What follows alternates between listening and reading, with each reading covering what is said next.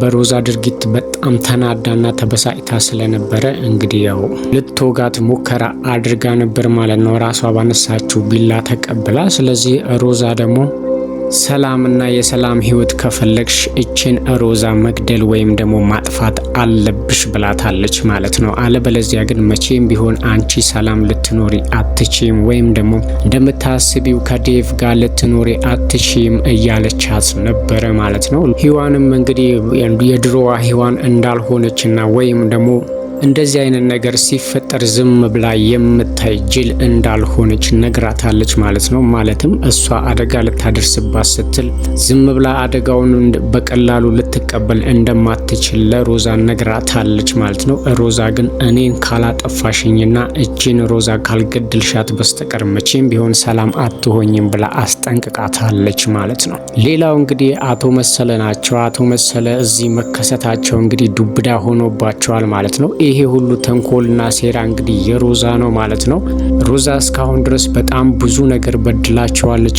እነ ዴቭና ሉሊትን ሁሉንም ቤተሰቡን በጠቅላላ ብዙ ነገር አድርጋቸዋለች። አሁን ግን እያደረገችው ያለው ነገር በጣም ትልቅ ችግር ሊፈጥር ይችላል ማለት ነው። እንግዲህ አቶ መሰለ ወደዚህ እንዲመጡ ያደረገችው ሮዛ እንደሆነች እንግዲህ ሂዋን ጠርጥራለች ማለት ነው። ይሄ ጥርጣሬዋ ደግሞ በግልጽ እንደሚወጣና መቼም ተደብቆ እንደማይቀርም ለሮዛ ነግራታለች ማለት ነው። ሮዛ ግን ይሄንን ነገር እኔ አላደረኩኝም ብላ ክዳለች። ሂዋን ግን በፍጹም አላመነቻትም ማለት ነው። የሮዛ እጅ እንዳለበት ጠርጥራለች። ይሄ መጠርጠሯ ትልቅ ነገር ነው ማለት ነው። ምክንያቱም ነገሮችን ከሷ ለመደበቅና ወይም ደግሞ ሌላ ችግር እንዳትፈጥር ጥንቃቄ ሊረዳቸው ይችላል ማለት ነው። ግን ያው ሮዛ ይሄንን ነገር ሆነ ብላ ነው እንደዚህ ያደረገችው ማለት ነው። ሉሊትን ለመበቀልም ፈልጋ ነው። ምክንያቱም ከዚህ በፊት እንግዲህ ያው ሂዋን ከቤት ልትወጣ ስትል ሉሊት ነች ያዳነቻት የሮዛን ስራ አጋልጣ ማለት ነው። ስለዚህ ይሄንን ነገር ደግሞ ከሮዛ ጋር መጋጨት ምን እንደሆነ አሳይሻለሁኝ ብላ እንደፎከረችው እንግዲህ አቶ መሰለን እዚህ ድረስ ጠርታ ቤቱን በሙሉ ጭንቀት በጭንቀት አድርገዋለች ማለት ነው። አቶ መሰለም እንግዲህ ከሉሊት በኋላ ድንገት ተከስቶ ማለትም ያው መንገድ ላይ ስልክ እያወራች በምትሄድበት ሰዓት አስደንግጦ ራሷን እንድትስት አድርጓታል ማለት ነው። እንግዲህ አሁንም ድረስ እሱ ሉሊት የኔ ብቻ ነች፣ የኔ ሚስት ነች። ስለዚህ ለሷ በጣም ብዙ ዋጋ ከፍያለሁ፣ ንብረት፣ ሀብት፣ ብዙ ነገር አጥቻለሁኝ። ስለዚህ እሷ የኔ ብቻ ነች እያለ እየፎከረ ነው ያለው ማለት ነው። እንግዲህ ለፖሊስ እንዳይናገሩና ይህንን ሰውዬ እስር ቤት እንዲገባ እንዳያደርጉትም እንግዲህ አሳስሯቸዋል ማለት ነው። እናንተ እኔን ለፖሊስ ባሳሰራቸውኝ ቅስፈት እንግዲህ ቤተሰባቸው እዛ ትልቅ አደጋ ይደርስባቸዋል ወይም ደግሞ ለሉሊት መርዶ ይደርሳታል ብሎ እንግዲህ ዴቭን አስፈራርቶታል ማለት ነው። እንዲህ ስላላቸው እንግዲህ ምንም ማድረግ አይችሉም። ዴቭ ግን በተዘዋዋሪ ያው ቤተሰቦቻቸው ወደዚህ እንዲመጡ ሊያደርግ ሞክሮ ነበረ።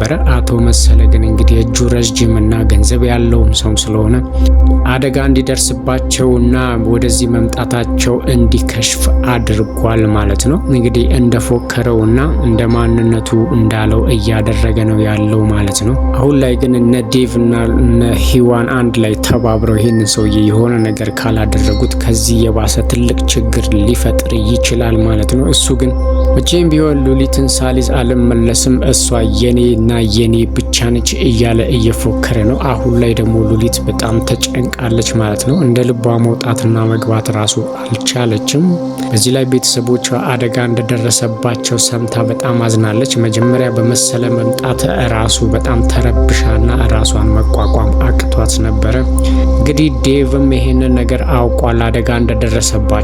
አደጋውንም ያደረሰባቸው እንግዲህ አቶ መሰለ እንደሆነም አውቀዋል ማለት ነው። አሁን ላይ ዴቭ እንግዲህ ምን ሊያደርግ እንደሚችል ባናቅም አሁን ባለበት ሁኔታ ግን አቶ መሰለ ለቤተሰቡ በጠቅላላ ጭንቀት ሆኖባቸዋል ማለት ነው። በተዘዋዋሪ ደግሞ ሮዛ ከሱ ጋር እንግዲህ ስልክም እየተደዋወለች እያንዳንዱን እንቅስቃሴያቸውን እንደምትነግረውና ዴቭ ላይም ትልቅ ችግር ቢያደርስበት ራሱ እሷ ልትደሰት እንደምትችልና ለሱም ትልቅ ድል እንደሆነ ነግረዋለች ማለት ነው። ያው እንደ ወዳጅ ተቀራርበውም እያወሩ ነው። በስልክ ብቻ ሳይሆንም እንግዲህ ተገናኝተውም እያወሩ ነው ያሉት ማለት ነው። ሮዛ እንግዲህ አሁን ላይ ተባባሪ የተንኮሏ አስፈጻሚ አግኝታለች ማለት ነው። እንግዲህ ከተሳካላት ዴቭንም ቢያጠፋላት ለሷ ደስታዋን አትችለውም ማለት ነው። ምክንያቱም ዴቭ ከዚህ በህይወቱ ቢጠፋና ህይወቱን ቢያጣ ሁሉም ነገር የሷ እንደሚሆን ስለምታቅና ለሀብቱም ለንብረቱም ብላ እንግዲህ የዴቭ ህይወት ቢጠፋ ራሱ ምንም እንደማይሰማት ደጋግማም እያወራች ነው።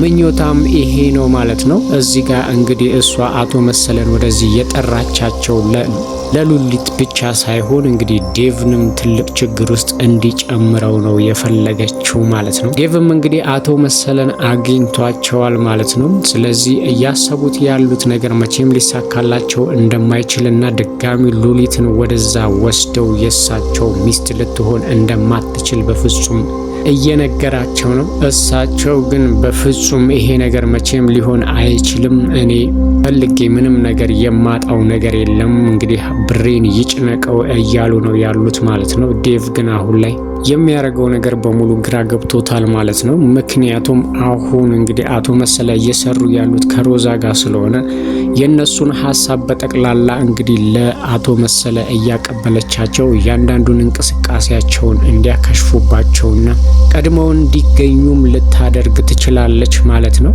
እነሱ እንግዲህ አሁን ላይ ትልቅ ነገር ማድረግ የሚችሉት ቢሆን ሮዛን በደንብ አድርገው ጠርጥረውና ሮዛ ከማጋ እንደምታወራ ከደረሱበት በኋላ እንግዲህ ሚስጥራቸውን ለብቻቸው ደብቀው የሚያደርጉትን ነገር ካላደረጉ በስተቀር ቤት ውስጥ ቁጭ ብለው ባወሩ ቁጥር እንግዲህ የነሱ እንቅስቃሴና እቅዳቸውና አላማቸው በቀጥታ አቶ መሰለ ጋር ይደርሳል። አቶ መሰለ ደግሞ ይዘጋጃሉ ወይም ደግሞ እቅድና ፕላናቸውን ውድቅ ሊያደርጉባቸው ይችላሉ ማለት ነው። እስካሁን ድረስ እንግዲህ ሮዛን ማንም አልጠረጠራትም ከሂዋን በስተቀር ማለት ነው። ሂዋን እንግዲህ ይሄንን ጥርጣሬዋን ገፍታባት ወይም ደግሞ እንደፎከረችው ጊዜ ሳይፈጅ ይሄንን ነገር እደርስበታለሁ ብላ እንደፎከረችው ካደረገችው ነገሮች ምናልባት ለኔዴቭ ሊቀሉ ይችላሉ እንጂ አሁን ላይ ግን ሮዛና አቶ መሰለ በአንድ ላይ እየሰሩ ስላሉ ለነ ዴቭ ትልቅ ችግርና ትልቅ መከራ ነው የሚሆንባቸው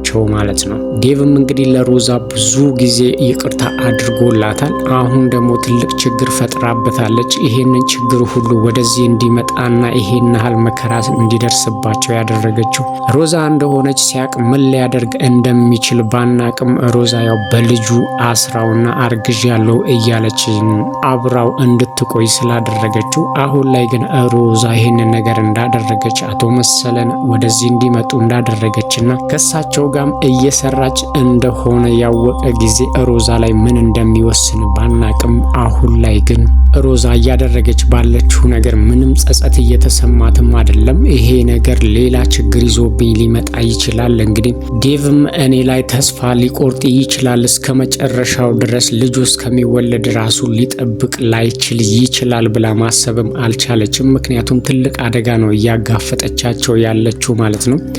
ሉሊት ላይም ትልቅ ተጽዕኖ ፈጥራባታለች ማለት ነው። እንግዲህ ሰውየው ከተሳካለት ሉሊትን ይዞ ለመሄድ ነው የመጣው። ግን እነ ሂዋን ደግሞ የሆነው ይሁን እንጂ ህይወታችንንም ቢሆን መስዋዕት አድርገን ይሄ ሰውዬ ተመልሶ ወደዛ ወደ ቦታው እንዳይሄድና እዚሁ እንዲቀር ወይም ደግሞ እስር ቤት እንዲበሰብስ እናደርጋለን ብላ እንግዲህ ለሉሊት ቃል ገብታላታለች ማለት ነው። እንደተባለውም እንግዲህ እዚህ ተሳክቶለት ማለትም ሉሊትን ይዞ ካልሄደ በስተቀር እንግዲህ ቤተሰቦቻቸውን እዛ ካገኛቸው ለአንዴና ለመጨረሻ ጊዜ ትልቅ አደጋ ሊያደርስባቸው ይችላል። ምክንያቱም ከዚህ ተስፋ ቆርጦ ነው የሚሄደው። ሉሊትን በፍጹም እንደማያገኛት እርግጠኛ ከሆነ ቤተሰቧ ላይ ትልቅ አደጋ ሊያደርስ ይችላል ማለት ነው። እንግዲህ አሁን ራሱ ትልቅ የመኪና አደጋ እንዲደርስባቸው አድርጓል። ህይወታቸውንም ከማጥፋት ወደኋላ እንደማይልም እንግዲህ ለዴቭም እየነገረው ነው ማለት ነው። በሆነ መንገድ ደካማ ጎኑን ፈልገውና ወይም ደግሞ የሱ ተባባሪ ማን እንደሆነች ደርሰውበት ይሄን ነገር እንዲከሽፍ ካላደረጉና ለፖሊስ እጅ ውስጥ እንዲገባ ካላደረጉት በስተቀር እዚህ በሚያደርገው ነገር እንግዲህ እዛ በቤተሰቦቻቸው እያስፈራራ በቁጥጥሩ ስር ሊያደርጋቸው ይችላል ማለት ነው። ዴቭ እንግዲህ ያደረገው ሙከራ ውድቅ ሆኖበታል። ማለትም ቤተሰቦቹን ወደዚህ የማምጣት እቅዱ ውድቅ ሆኖበታል ማለት ነው። ይሄንንም አደጋ ያደረሰው ያው አቶ መሰለ እንደሆነ ራሳቸው ባንደበታቸው ነግረውታል ማለት ነው። ይሄ አደጋ በአጋጣሚ የተፈጠረ ይመስልሃል ወይ ብለው እንግዲህ ሞቅ ያለ ሳቃቸውንም ስቀው አሹፈውበታል ማለት ነው። ዴቭ አሁን ላይ ምን ማድረግ እንደሚችል ባናቅም ግን አሁን ያለበት ውጥረትና ጭንቀት እንግዲህ ከበፊቱ የባሰና እንዲበረታ ሆኖበታል ማለት ነው። ሌላ መንገድ ፈልገው እሳቸውን መጣል ካልቻሉ በስተቀረ ከሮዛ ጋር ስለተጣመሩ ሮዛ እንግዲህ ከስሩ የነሱን እቅድ እየነገረች ድራሻቸውን ልታጠፋቸውና እንግዲህ እሷም የምትፈልገው ግብ ላይ ልትደርስ ትችላለች ማለት ነው። ስለዚህ ሉሊትም በሳቸው እጅ ወድቃ ተመልሳ ወደዛው ወደ ገጠር ልትሄድ ትችላለች። አሁን ላይ ግን እንግዲህ የአቶ መሰለ ሳቅና የአቶ መሰለ እዚህ መከሰቱ ቤተሰቡን በጠቅላላ ችግር ውስጥ ጨምሮታል ማለት ነው። ለዚህ ችግር ደግሞ ትልቋ ተጠያቂ ሮዛ ስለሆነች እንግዲህ ዴቭ ሮዛ ላይ ምን ሊያደርግባት እንደሚችል አናቅም፣ እውነቱን ያወቀ ጊዜ ማለት ነው። መቼም መታወቁ አይቀርም፣ ጊዜው ይርዘም እንጂ አንድ ቀን መደረሱ አይቀርም። በስልክም ተደጋግመው እየተደዋወሉና እያወሩ ስለሆነ ሮዛ የሆነ ስህተት ሰርታ እንግዲህ እሷ ወደዚህ እንዲመጡ እንዳደረገቻቸውና እዚህ ችግር ውስጥ ቤተሰቡ እንዲገባ እነ ዴቭና እነ ሉሊት እዚህ ችግር ውስጥ እንዲገቡ ያደረገቻቸው እሷ መሆኗን ያወቀ ጊዜ ዴቭ ምን ሊያደርግ እንደሚችል ባናቅም፣ አሁን ግን አቶ መሰለ ሁሉንም ነገር የዴቭንና የቤተሰቡን በጠቅላላ እያበለሻሹባቸው ነው ማለት ነው።